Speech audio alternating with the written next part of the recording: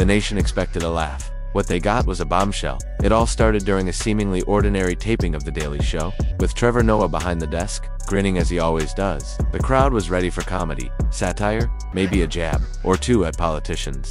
But what unfolded in the next 10 minutes was something far more incendiary, an on-air revelation that left viewers stunned. I mean, he loves people he hated 5 minutes ago. One hug, Jimmy. One hug. One hug, right around the midsection. One hug, you just go in there, one hug. You change the world. Fact-checkers scrambling, and Melania Trump reportedly in emotional crisis. Trevor Noah, known for threading sharp wit into political commentary, opened the segment with a routine critique of Donald Trump's latest media stunts. The former president had been making headlines again holding rallies, teasing a As First Lady, I believe we need to fight against the cyberbullying. comeback and, as always, trying to command the national narrative.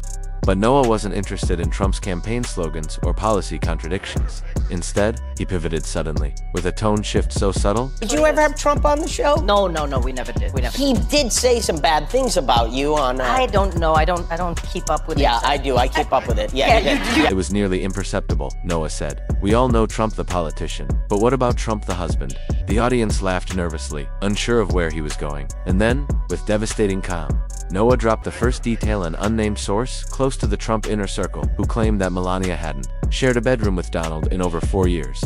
The claim wasn't entirely new. Rumors of separate sleeping arrangements had long circulated, but Noah backed it up with documentations, snippets from emails, flight manifests. I have a little extra something with him because he used to really like me. I'm not sure exactly why, and I broke his little heart somehow. I think that he's... You realize you could rekindle a friendship and change this country.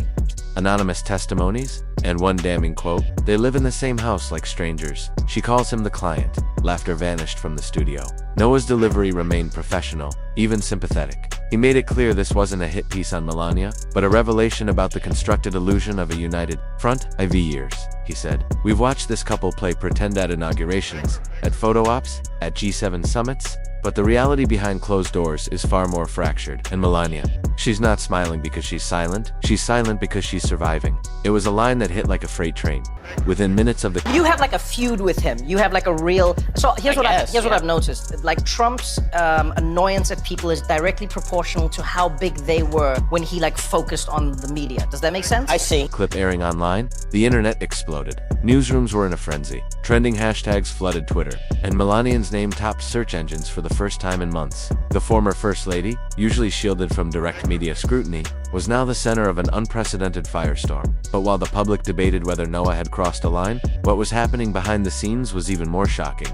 Multiple sources close to the Trump family confirmed that Melania was blindsided by the segment. She had no idea Noah had access to such personal information, nor that certain high-level aides from the West Wing days had allegedly leaked details about the couple's private life. One insider described her reaction as absolute meltdown mode. Shay reportedly screamed at staff. So like Time magazine is still the biggest thing in his life, and then obviously Jimmy Kimmel, SNL, if they insult him, he gets really angry about it. Yeah. I'm so new to him that he's just like, that. Demanded answers, and insisted on isolating herself from public contact. A longtime family confidant claimed Melania viewed the segment as not just an embarrassment, but a betrayal. She believes someone close to Donald, someone who was in the inner sanctum, sold them out, the source said. And the worst part is, she doesn't know who. Donald Trump, on the other hand, was reportedly furious in an entirely different way.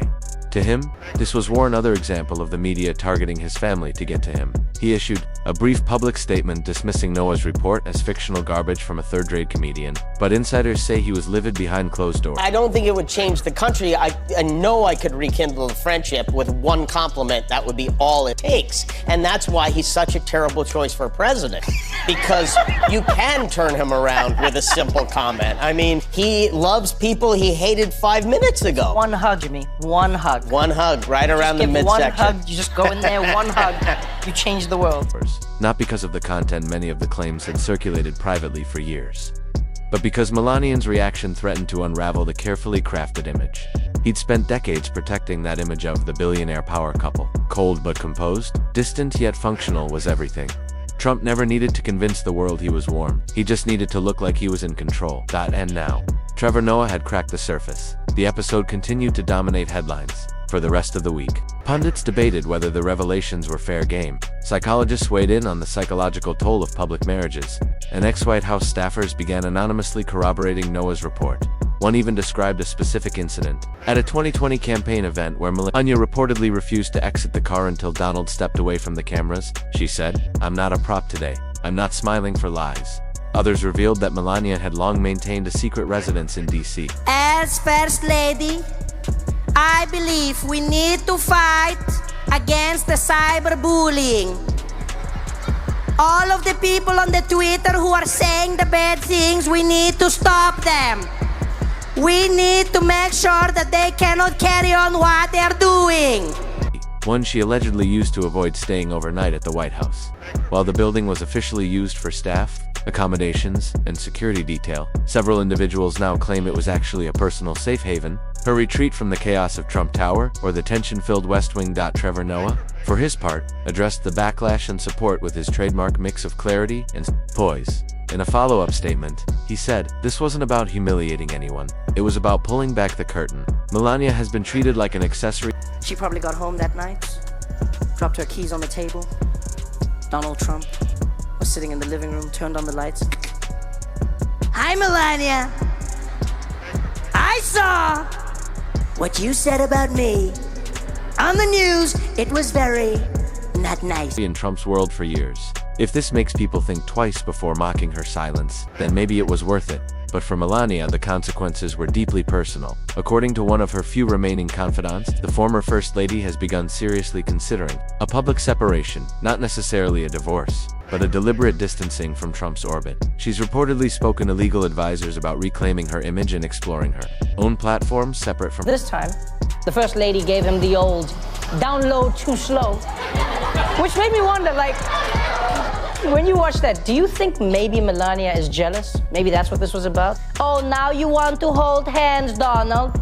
You sure you wouldn't rather be holding that orb? Her husband's. For years, she's avoided public confrontation, but this latest scandal may have finally pushed her to a breaking point.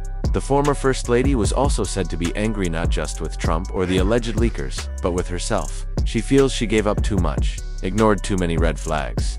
And now she's trapped in a role she never truly wanted, the source revealed. And it wasn't just emotional turmoil. Melania has reportedly been in contact with publishers and media consultants. Some believe she's weighing a major move, either a public address or, more explosively, a tell-all memoir. If true, it would mark the first time Melania steps into the spotlight on her own terms. Not as Trump's wife, but as a woman with her own. After a couple of hours, the doctor told her she could go home, and Melania was like, "No, I should stay. I should stay until you check everything out. I stay longer." I was like, "Okay, well, Miss First Lady, since we're keeping you longer, your husband is on his way to visit." "Okay, pull the plug. We've tried everything. Pull the plug. You're not on life support. I don't care. Just try it." In the days that followed, the media narrative spiraled into overdrive.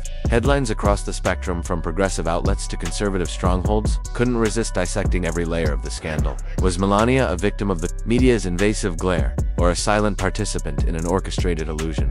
Was Trevor Noah wielding journalism in the guise of comedy, or was he using late-night satire to finally say what mainstream reporters had long been too cautious to voice? But beyond media noise, what truly stunned the public was just how much more began to leak out once. We've known for a long time that President Trump once had an affair with Playboy playmate Karen McDougal. But yesterday, we learned more about the conspiracy to keep this affair quiet, thanks to Michael Cohen, Trump's former attorney and Sopranos background actor. You didn't even notice him in the picture, do you? Because, you see, it turns out, like so many Sopranos characters, Cohen was wearing a wire. The gates had been opened. Former Trump aides, once bound by non-disclosure agreements and loyalty, seemed suddenly emboldened. Some claimed that Melania's meltdown behind closed doors was the result of years of quiet frustration reaching its tipping point. She's kept so much bottled up for so long. One said, "There's only so many times you can be dragged in front of a camera. Stand by a man you may not respect, and pretend that everything's perfect." Insiders began providing granular details that painted a picture far removed from the carefully manicured public. It was a connection. It was a connection. You said our chemistry was undeniable. Our connection felt natural. In private, he revealed himself as a gentleman, displaying tenderness and thoughtfulness. Cotty. Melania's staff reportedly kept 2 schedules, one official and one personal recovery. Used to block off days when she was emotionally unavailable, allegedly due to post-event confrontations with her husband. One aide confirmed that after particularly tense public appearances, Melania would retreat to a room in silence for hours, requesting no contact with anyone, including her own press secretary. This growing mountain of detail begged the question, had the American public been complicit in ignoring what was hiding in plain sight? Analysts began pulling footage from previous public appearances, replaying viral clips through a new lens. Moments once shrugged off Melania swatting Donald's hand away on an airport tarmac, her frozen expression at the inauguration, her refusal to join him on the campaign trail were suddenly reinterpreted as symptoms of a deeper, long-standing emotional fracture. Even fashion choices were now being decoded for hidden meaning, such as her infamous "I really don't care" jacket, once thought to be tone-deaf, now potentially understood as a cryptic cry. What is it? What do they call them? Do they call them a truth social? That like fake Twitter that no one, even the right-wingers on really? A truth, right? I don't know what it is. Anyway, the point is Trump sent out one of his thingies, I don't know what they're called, and it said, it was like, Trevor Noah was never funny, Jon Stewart was only slightly better. For help. Meanwhile, Trevor Noah, whose segment had set the dominoes in motion, remained largely silent after his initial clarification. Behind the scenes, however, his production team had reportedly received anonymous packages containing further information about the Trump marriage copies of hotel bookings, surveillance, timestamps, and what one staff member cryptically described as documented patterns of emotional coercion. While these materials have yet to be authenticated. And then like he goes on like a rant and he's just like, these people don't realize if they moved more to the center like me, they would have more followers. Then I'm like, center like you? I'm like, my man, you think you're in the middle? But what was funny was like, someone was like, oh, he said that you're not funny. And I was like, yeah, I read that, but I was like, oh, so you watching? The suggestion alone was enough to amplify public concern over what Melania may have endured, and whether the image of America's first couple was always a hollow fiction. Back at Mar-a-Lago, sources said tension was at an all-time high. Trump, unaccustomed to being exposed in such a personal way, was said to be furious, not just with Noah or the media, but with Melania herself. Some insiders allege he accused her of letting this happen, of failing to control her inner circle, and of jeopardizing the brand they had spent decades building. Melania, in turn, reportedly refused to be intimidated. This time, she didn't cry. One close contact stated, she went cold. She went silent. In the wake of Trump's recent immigration crackdown, I've started to notice something that's got me really concerned. I think Donald Trump is trying to deport Melania. No, and you might be asking, why would he want to deport his wife? I don't know. And she started making calls. One of those calls, according to unconfirmed reports, was to a highly sought-after crisis PR firm in New York, their specialty. Reputation rebuilding for high-profile women caught in the aftermath of political or celebrity downfall. The implication was Claire Melania was no longer looking to simply ride out the storm, she was preparing to step into her own narrative, even if it meant severing herself from Trump's once untouchable empire. Speculation intensified when she was spotted unaccompanied meeting with a former literary agent known for orchestrating high-profile memoir. The big mystery is, what did the FBI find? Well, according to Donald Trump's third favorite son, the only thing the FBI took was his heart. Photos were grainy, captured from across the street, but they circulated like wildfire. Was Melania finally preparing to speak? The thought alone sent shockwaves through political and media circles. A Melania and Trump tell-all would be more than just gossip. Fodder, it could pose existential threats to what remains of Trump's political ambitions. If she were to confirm even a portion of the rumors, now gaining traction, emotional neglect, manipulation, staged photo ops, private separations, it could upend public perception of the Trump dynasty at a foundational level. For some, it would be validation. For others, betrayal. But even amid rising rumors and speculative headlines, those closest to Melania insist she is not driven by vengeance. She doesn't want to destroy him. One confidant told a major outlet, she just wants freedom. Not the physical kind, she has that, but the emotional kind. The right to stop pretending. The right to step away from a stage. Seeing what it was, but according to the story, in 2018, Donald Trump, who was at that time president of the United States, was so upset about my jokes that I made about him, he directed his staffers at the White House to call Disney to tell them to rein me in. The report says at least 2 calls were made from the Trump White House to, quote, convey the president's anger regarding Kimmel's monologues and jabs. In other words, President Karen demanded to speak to my manager. She never auditioned for. Meanwhile, political analysts began reevaluating the long-term dynamics of the Trump marriage not as a romance, but as a strategic partnership. Several former Republican consultants admitted off the record that the marriage had long been considered a negotiated alliance, one that served both parties but was never based on warmth or intimacy. It was an arrangement that worked until now. As the second week of media coverage began, something changed. The flood of leaks slowed, sources clammed up, and the tone of Trump's public remarks shifted from aggression to dismissal. He began downplaying the scandal, calling it a nothing burger, and suggesting that Melania was just tired of the spotlight, like anyone would be. That his attempts to reframe the narrative fell flat. In a particularly sharp segment on a rival late-night show, a competing host summed up the moment with chilling precision.